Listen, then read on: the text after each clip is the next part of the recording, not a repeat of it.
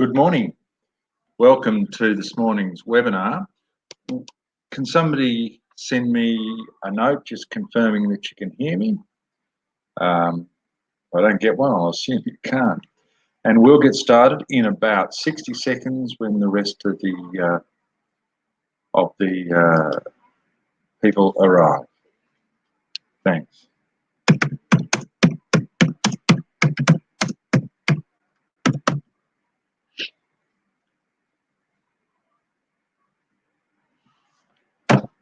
In about 60 seconds.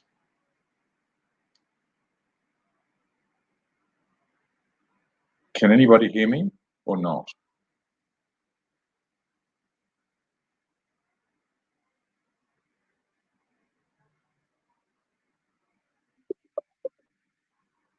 Are we having sound problems or not?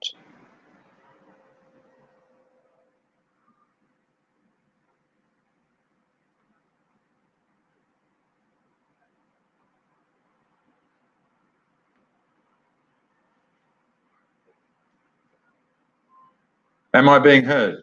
Can somebody confirm?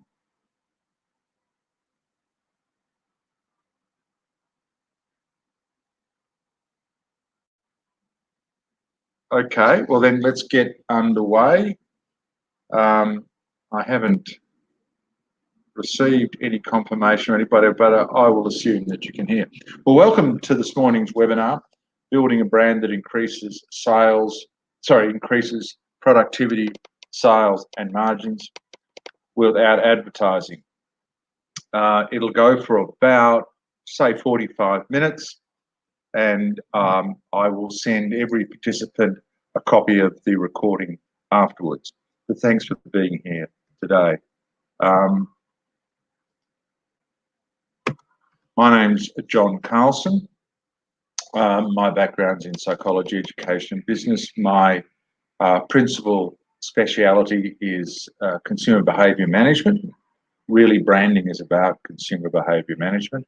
I sit on a few boards and I'm a marketing advisor, and I've been working with both public and private sector organisations for a little bit more than 25 years. Today I want to cover three issues. Firstly, brand definition, so that we all know what we're talking about. We're talking about the same thing. Secondly, I'd like to run through some numbers. And thirdly, and perhaps most importantly, how we develop a brand in the absence of advertising or in general. So let's look at brand definition. You may or may not be aware of who this is. It's Jeff Bezos, the world's richest man. He started a business back in 1998 called Amazon, and a few months ago, Amazon became the second trillion-dollar business in the world. So in about 21 years, he's gone from nothing to $1 trillion in value, similar to Apple. So he knows a little bit about marketing, a little bit about business, and a lot about branding. He defines brand as follows: what people say when you're not in the room.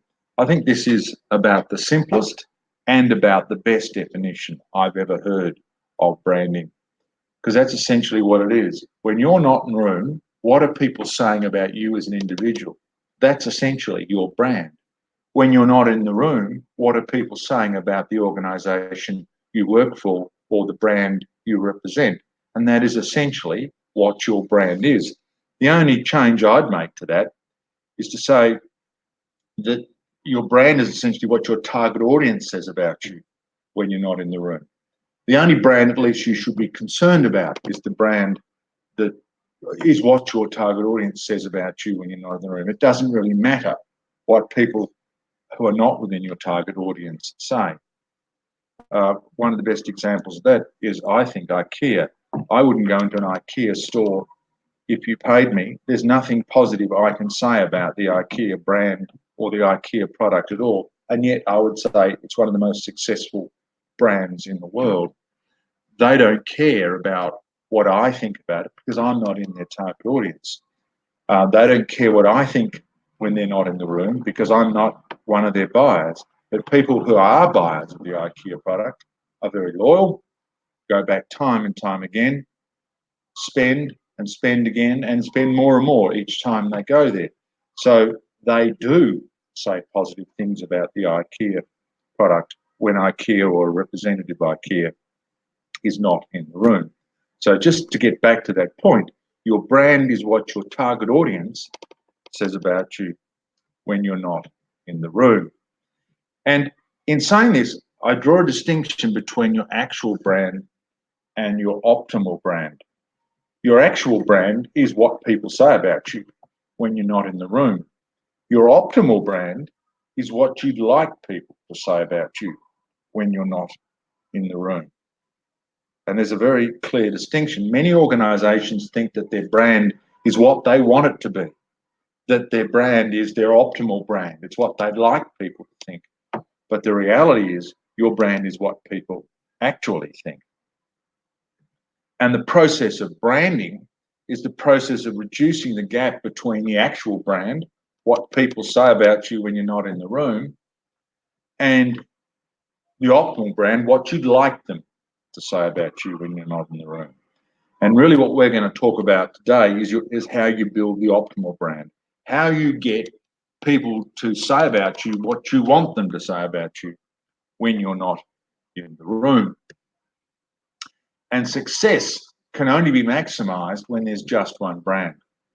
And this has a number of points to it. The first is, ideally, your optimal brand and your actual brand are the same thing. Really effective branding will make sure they are the same thing. And there's some great examples of that, and I'll talk about them in a minute.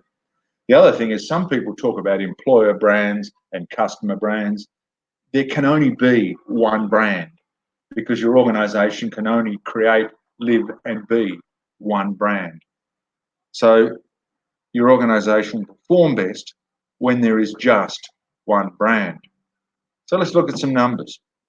How important is branding when all said and done? Productivity improves by 20 to 25% in organizations which connect with employees, and the brand creates the connection. Teams with high employee engagement are 12% more productive and have 28% less internal theft, and the brand creates that engagement. 75% of job seekers seek an employer's brand, consider an employer's brand before applying for a job. Again, highlighting just how important your brand is. And 96% of companies believe that employer brand and reputation can positively or negatively impact on revenue. So the really big message in all of that is brand has a big effect on the productivity of your people and the performance of your people. 77% of marketing leaders say that a strong brand is critical to their growth plans. 91% of consumers would rather buy from an authentic brand. 82% of investors want the companies they invest in to have a strong brand. 94% of consumers claim that they are loyal to brands they trust. 64% of consumers pay more for a brand that shares their values, especially regarding sustainability. So your brand affects who will buy from you, how often they buy, and what they buy, and indeed how much they pay. So as you can see from that collection of statistics, brand has a very direct effect on productivity because it helps you attract, retain, and get the best out of the best people. And it has a direct impact on profitability because it attracts consumers, encourages them to purchase more often, and encourages them to pay more for the product that you're selling. So in essence, a brand delivers three things to a consumer or even to an employee. They are peace of mind. It makes you feel better about the organisation or the product. It reduces decision-making time. If you can buy on the basis of brand because you trust the brand, you don't have to think about it so long. You don't have to look at so many options. It's easy to find the option you want. And branding adds value. It makes a product worth more than the physical item or the service that they actually touch. And a good example of that is the Apple iPhone. I do a lot of public speaking, and I often ask people who owns an iPhone, and if it's a white collar audience, about 60% of people put up their hands. And then I say to that 60%, what is the difference between your iPhone and the Samsung or any other equivalent? And they look at me with blank stares. They have no idea what the difference is. So in essence, they paid up to $200 more for the iPhone product because they saw more value in it without even knowing what that value is because of the brand. The brand attracted a $200 premium. It added $200 to the value of the product.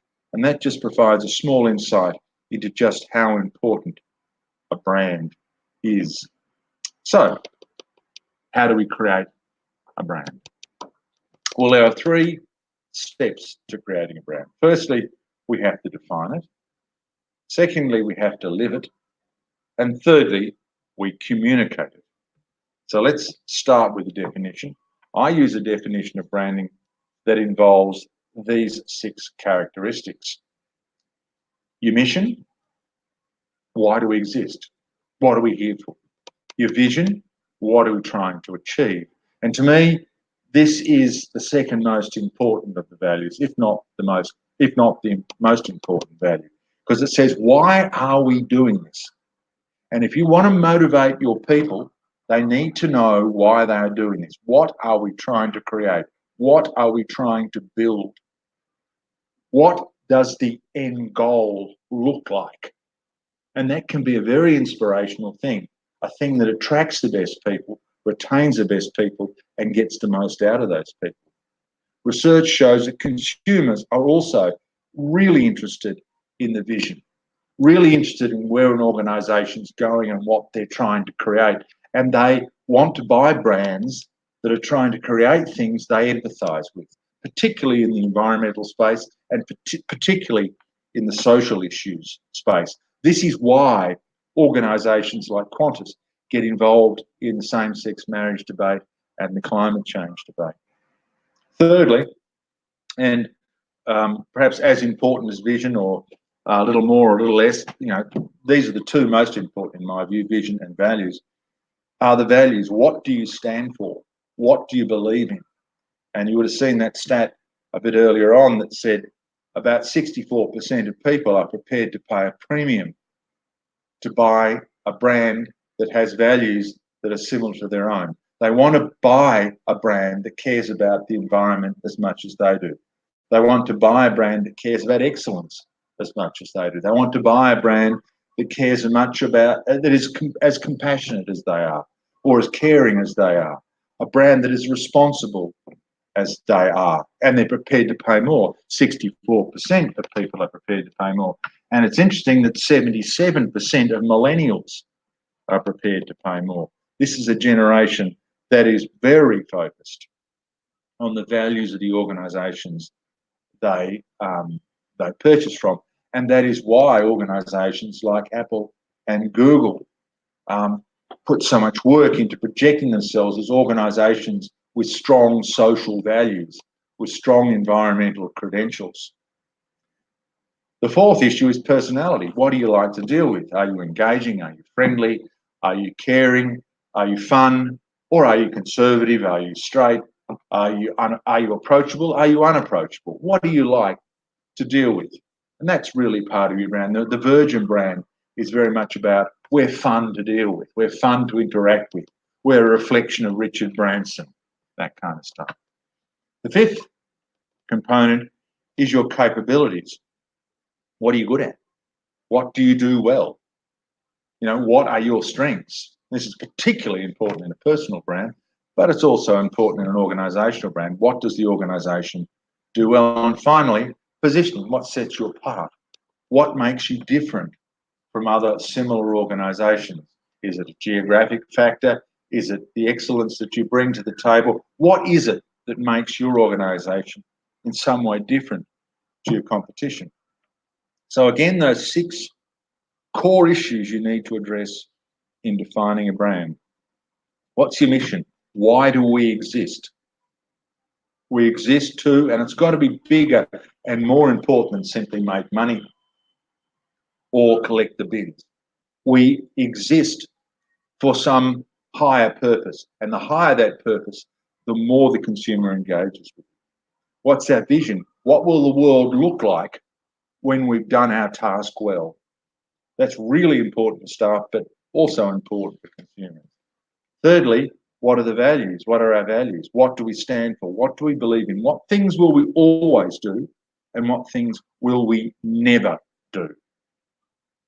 Fourthly, personality. What do we like to deal with? Fifthly, capabilities. That's the simple one. What are we good at? What do we do? What do we want to be known for? And finally, positioning. What sets us apart? What makes us different? And just as a thought at this point, there's a lot of research that shows there's an inverse relationship between the quality of your positioning and the expenditure on marketing. In other words, the more distinctive you are, the less you need to spend on marketing to attract clients. The more distinctive you are, given that that distinction is relevant to the market's needs and wants, the more people will come to you without you needing to communicate to them. So positioning is a critically important issue. So what are the qualities of a good brand? And again, I've noted 6 here, and I think these are the 6 most important. Firstly, it's relevance. The brand's got to be relevant to the consumer. In other words, it's got to have values, a vision and a mission, and indeed positioning that the consumer, your target market, relates to. Yeah, those things are important to me. Yes, those values are relevant to me. Yes, that vision is relevant to me. Yes, that mission is relevant to me. It's got to be authentic. It's got to be real. Firstly, because the consumer can tell when it's not real, when it's confected, when it's artificial. And secondly, because if you're going to sustain it over time, it's very hard to sustain an act. So you need to find a brand which reflects the real you, the real organisation that you are, not something you necessarily, it's not something that's a pie in the sky or something you think the market would like you to be. It may not be what you are right now. It may be aspirational, and you may be moving toward it and say, well, we're not there yet, but with 6 months of hard work, we will get there. That's fine. But to set a brand that is what the market wants and you will never deliver is not authentic, and the brand will not work. And if you think of any great brand, one of the things you'll notice is that it's been maintained over an extended period of time. That brand is consistently presented in a consistent manner, which demonstrates that they're authentic, because you can't be consistent if you're not authentic. Thirdly, distinctive. It's got to be different. If it's the same as every other brand, it won't be noticed, it won't stand out, and your communication budget will go through the roof. The more distinctive you are, given that it's relevant and authentic, the lower will be your marketing budget, and that gets back to that positioning issue. Thirdly, it should be engaging. In other words, it should be interesting. It should be something that people say, gee, that's interesting. They notice it, they are interested in it, therefore they read about it. They take in the information that's being provided to them. It needs to have a level of awareness. It's well and good to have a great brand, but if nobody knows about it, then nobody knows about it. So communication is a really critical issue there. And finally, it needs to be presented consistently. There is absolutely no point in having a brand that you don't deliver on consistently. And I'll talk in a minute about some notable brands that have spent a bomb on being created and then have failed to reach the mark because consistently they haven't delivered consistently. And this again goes back to that issue of authenticity. You've got to be exactly the same. Your brand's got to be presented in exactly the same way across all platforms over an extended period of time. And by extended period of time, I mean 2, 3, 4, 5 or plus years. And you think of some of the great brands like Coke. The presentation of the Coke brand has been consistent over nearly 100 years. That's what makes a great brand. It's consistently relevant, it's consistently authentic, it's consistently distinctive, it's consistently engaging, and it's driven awareness because of that consistency. So look in your brand for these 6 qualities. Is it relevant? Is it authentic? Is it distinctive? Will the consumer engage with it, be interested in it? Can I build the level of awareness? And will it be consistent? And can I deliver consistently? The process then of developing a great brand. Firstly, define your audience. A brand is not for everyone, it's for someone. It is for a small pocket of the audience. That's getting back to my IKEA example before. IKEA is not trying to be all things to all people. It's trying to be what its target audience wants. And it's very, very, very, very good at that. But it doesn't care what I think because I'm not its target audience. It knows exactly who its target audience is, and its target audience loves it. With a local government, that target audience might be a geographic area, but it's also certain groups of people within that geographic area. But there is a defined target audience, and it's only that audience that you should really be concerned about. Secondly, once you've defined that audience, identify their expectations. What are they looking for in terms of vision? What are they looking for in terms of values? What are they looking for in terms of what your organisation can produce, what your organisation can deliver? Exactly what are they looking for? What are their expectations? And then document your organisational requirements. What do you need out of it? What sort of organisation are you? What do your staff need?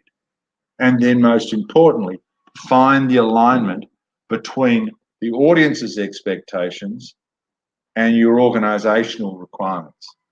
And that common area is the optimal brand, where you can find where what you need and what you want to be and what you can be is absolutely the same as what the market expects, needs, wants, and will respond to. Then you have the ideal brand. Then you have alignment, and that alignment can deliver huge results. And the more closely aligned what you are is with your audience requirements, the lower the cost of marketing and the less that will be spent on advertising. If there's nothing you take away from this webinar today, other than the fact that you need to identify what your market needs, identify what you can deliver, and find the alignment in order to create a great brand, then you will have taken away something valuable. And then you define the brand on the basis of that alignment. And part of what I'm saying is you don't just dream the brand up in your head and think, well, this makes sense to me. This is what works for me. I've seen somebody else do something similar or whatever. You've got to go out into the market. You've got to find out what's going on in their head. You've got to look inside your organisation and work out what you can deliver and what you need to do. And then you find the alignment, you find the common ground, and you build your brand around that common ground. Brands are built around common ground. So the key word in all of that is alignment. Aligning your organisations with your audience. And some great examples of this follow. These are the 3 biggest and most valuable brands in the world. Amazon, the brand, that is the brand, not the products, not the whole business, not the buildings, not the staff, the brand is worth $315 billion US dollars. The Apple brand is worth $309 billion US dollars. The Google brand is worth $309 billion US dollars. And what these 3 examples show is a number of things. Firstly, how valuable a brand is, just how important it is to build a strong, credible brand. These are 3 of the biggest organisations in the world. None of them existed in the 1980s. All 3 of them were started in the late in the 1990s and really didn't get going until the late 1990s. All of them are worth a fortune today. They did this because they knew the importance of branding, and they knew the importance of aligning the market's needs and wants with their own needs and wants. These are 3 great brands built through alignment. So once you've defined the brand, then you need to live the brand. And that involves recognizing that brands are created through culture, not through advertising. And I'll say that again, brands are created through the culture of your organization. It's the behavior of the people and what they do, say, and how they act when they interact with your target audience that creates a brand, not advertising. And I'll give you some examples of that. We've all seen advertising for Telstra. We've all been into a Telstra shop, and you'd have to say their advertising's pretty good. But what happens when you go into that shop? What is the experience like? The experience is awful. What is the experience like when you use their products and your internet drops out or your phone drops out? What effect do those behavioural things, those things that are the result of the behaviour of their people, have on your perception of the brand? Everything.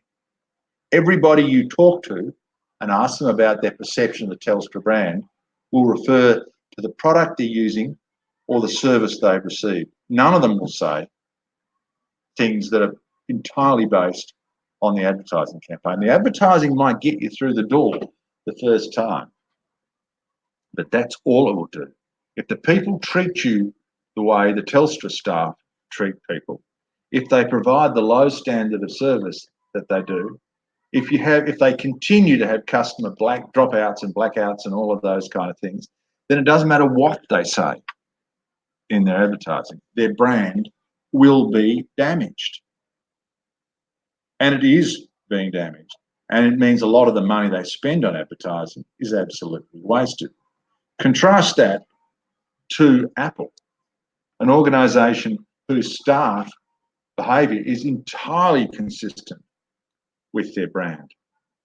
You go into an Apple store, not an experience I particularly like, but you see how many people are in them. Walk past a Telstra store and see how many people are in there. Walk past an Apple store and see how many people are in there. They're full of people all day, every day. And it's because the products are great, sure, and that's a reflection of culture too. But the environment is great, the people are great, the service is great, the people are knowledgeable, they're responsive, the products work consistently. And the point I'm making here is you can say what you like in an ad. Your brand is created by the behaviour of your staff. That's the behaviour of the staff that serve people, the behaviour of the staff that make the products, the behaviour of the staff that deliver the products, the behaviour of the staff who provide support services to the people that do those other things. It's the behaviour of all of your staff is what creates your brand.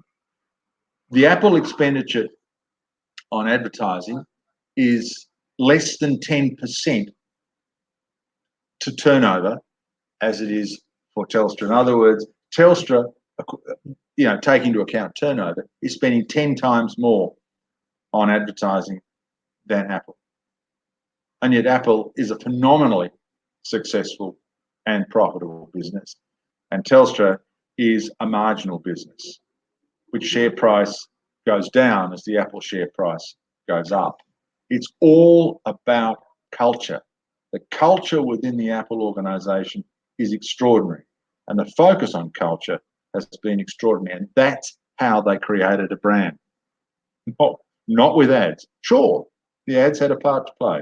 And sure, the messaging and the advertising was critically important. But it's the culture that delivered the brand by living the brand. So this is a model. And as I say, I'll send you a copy of this presentation so you don't have to take notes here. But this is the model I use to explain that brand and culture are on a continuum. If you take the inner circle there, first thing you do is you develop the brand strategy. Then you use that to create the culture. Then you live the brand. Then you communicate the brand. And that then continues the circle. If you go to the outside square, you define the square, outside ring. You define the brand. You then document the strategy. You select the staff that can live according to the brand. Then you engage those staff by making sure they have an understanding of the brand They have an incentive to perform. You incentivize them. You then monitor the performance. They behave. You then promote, and your brand is created. And if you see the two wings there, getting back to the early points that I made, you maximise return on investment by increasing revenue, margins, support, and referrals. And on the performance side, you increase productivity, longevity, standards of performance or standards of staff, and staff commitment. By recognising that the brand is what will attract the staff, and the staff create the culture that will bring the brand to life. And once the brand is brought to life, you'll attract more staff, more customers, and those in turn will bring the brand to life, and so the cycle goes on. You may use some advertising to help in this process, but if you think that a brand can be built through advertising, public relations, websites, brochures, speeches, or any of these communication tools, you're wrong. You're 100% wrong, and you're certainly going down a path that's going to cost you an unnecessarily large amount of money. This is a photograph of Tony Hsieh. He's quite an amazing character. Hsieh took over Zappos when it had a turnover of $1.2 million in 1999. He later facilitated the sale to Amazon for $1.6 billion in 2009. So in 10 years, he took the company from having a turnover of 1.2 million to having a value based on profitability, not turnover, of $1.6 billion. An amazingly successful man who runs an amazingly successful business. Zappos, by the way, is the largest shoe store in the world. It's an online shoe store, and its sales are staggering to this day. And this is what Tony Hsieh said.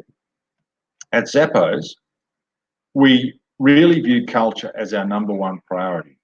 We decided that if we get the culture right, most of the other stuff, like building a brand around delivering the very best customer service, will just take care of itself. I'll read that again because I think it's really important. At Zappos, we really view culture as the number one priority. We decided that if we get the culture right, most of the other stuff, like building a brand around delivering the very best customer service, will just take care of itself. If you build the culture, the people will deliver the service. If the people deliver the service, the brand will come to life. And if the brand comes to life, you won't need to spend much on advertising. Question: how much do you think Zappos spends on advertising? Or more importantly, when's the last time you saw a Zappos advertisement? Well, I can't remember ever having seen one. And they built this amazing brand through culture. So we define the brand, we live the brand, and then we communicate the brand. And how do we communicate it? While traditional digital communication can help, sure, you can do your media releases, sure, you can do your social media, sure, you can do your posters, sure, you can do your advertising and whatever else you want to do. But it is the behaviour of the individuals within your organisation that is the critical issue. Your brand will be built on behaviour. And here's a good example of this. This is my example of one of the worst examples of retailing in Australia, if not on the planet. Let's consider some facts about this organisation. They were established in 1900. They have 60 plus stores. They spend 20 odd million on promotion each year. And this year they made the first profit in $24 million profit. Hardly substantial for an organisation of their size after years of making losses. We've all been into a Myer store and we've all been underwhelmed by the product range, the service, the attentiveness, the whole experience. Myer staff, in my view, tend to treat their customers as credit card holders. And the Myer solution to profitability is to cut back the number of staff so that the service gets poorer and poorer and poorer, and then invest nothing whatsoever in creating a culture. And as a result, they are, by any measure, a very mediocre very a struggling business. It's had several CEOs in a short space of time, only one of which has been able to deliver a profit, and even then it's a measly $24 million. Compare that to Zara. Let's look at the stats for Zara. Established in 1974, so they haven't been around long. 1,400 stores, no advertising budget, 3.5 billion plus euro profit this year. Just think about that. They have no advertising budget whatsoever. The whole of the Zara brand has been built around culture, about building a culture within their factories that produces the very best clothing they can, about building a culture in their marketing department that's all about finding out what the consumer wants and giving to them, about building a culture in HR that means that the staff in the stores are responsive and engaging, by building a culture in the merchandising area which ensures that there's a stock turn of 12 days. It's all about culture. It's all about building a culture that builds the brand. And again, I say they have no advertising budget. They're right across the world and they have no advertising budget. And they deliver a profit of 3.5 billion euros. That's a stark difference. And it's not the only example. In fact, it's not that dissimilar from the example I talked about before with Telstra, with its huge advertising budget and poor culture and poor image, and the much smaller advertising budget against revenue of Apple. It's great culture and it's great image. So communication is really, in my view, about, in broad terms, four things. It's about behaviour driven by culture. That's the point we've talked about. It can be about advertising. But the two others I just want to make mention of here is building community and building content, or using content partly to build community, partly to build a brand. Here's some stats for you. 61% of US corporations have or are in the process of developing a brand community. A brand community is a community online that has an interest in the brand, that communicates with each other, which accepts content from the brand, which comments on the brand, which has developed an online relationship with the brand. And these corporations aren't just retailers or fashion houses. They're all kinds of businesses in all kinds of sectors. Building a community is a really, really powerful tool for building a brand quickly and very cheaply. Secondly, second stat, 75% plan to increase their budget to produce more interactive content in the coming year. 2 points there. One is the importance of content marketing, and the second is the importance of that content being interactive. 80% of new content in 2019 has been video, and 33% of marketers report custom video drives the most engagement. So about 80% of all content being placed on the net now is in a video format, and that is increasingly customized to the audience.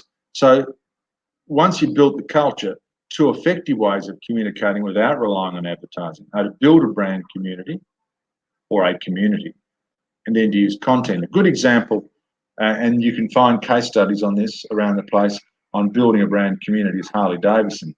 Harley-Davidson was dead and buried until it built this huge brand community of people who liked the Harley brand, who had great memories of the Harley brand, and they used that community to build loyalty, to communicate, to gather data on what the market thinks, likes and doesn't like, to improve their product as a result, and to improve their relationships with the broad market. No advertising involved there.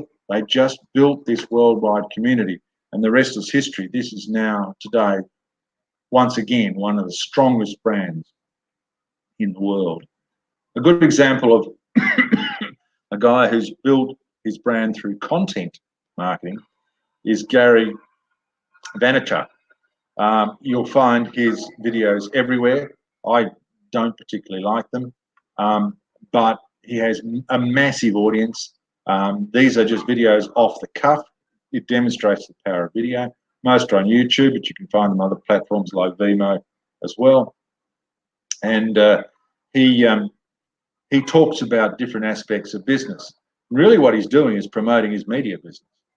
And he doesn't need to advertise his media business. He doesn't need to do anything else other than produce these videos. And he does speeches and he videos them and posts them. He talks while he's walking through airports or whatever, but he's constantly giving out useful information to people in a video format. And he has built a powerful international brand with really little significant expenditure. It's a very cost-effective way of building a brand. So in summary, a brand is what your target audience says about you when you're not in the room. You develop a brand by defining it, by living it, and then communicating it. And even when you communicate it, it's the living it that does most of the communication. You've got to recognize that brands are created through culture, not through advertising. And finally, while traditional and digital communication can help, behavior is the critical issue in building a brand. In conclusion, be guided by Jeff Bezos. Your brand is whatever your market says it is. It's not what you say it is. It's what your market, your target market says it is. And be guided by Tony Hsieh. He says that build your brand through culture. These to me are two critical messages, along with the message that the greatest brands, the optimal brand, is one that aligns the organisation's aspirations with the aspirations of its audience. You might like to consider, if you are in the process of reworking your brand, I've done a template on branding. If you email me, I'm happy to send you a copy of that template. It'll just guide you through the process. It might be a little bit helpful. If you want any more information on any of the issues raised in this webinar, please go to my website. There's plenty to read there, and hopefully some of it is useful. If you have any questions about any of the issues that I've raised today, or want to pursue or question some of the points that I've raised, please email me on johnc@linkintegrated.com or telephone me. I'm happy to take your call. I'm happy to talk about the issues. Again, I'm more than happy to talk about any of the issues raised in this webinar, so please get in contact with me. And good luck. I hope there was something in there that helps you realise that building a brand is about developing a relationship with your audience and then developing a culture that can build that relationship into a very strong one. It's not about being out there and advertising. Thanks very much for your attendance. As I say, I'll send a copy of the presentation to everybody. So I hope you get something out of it. Have a good day.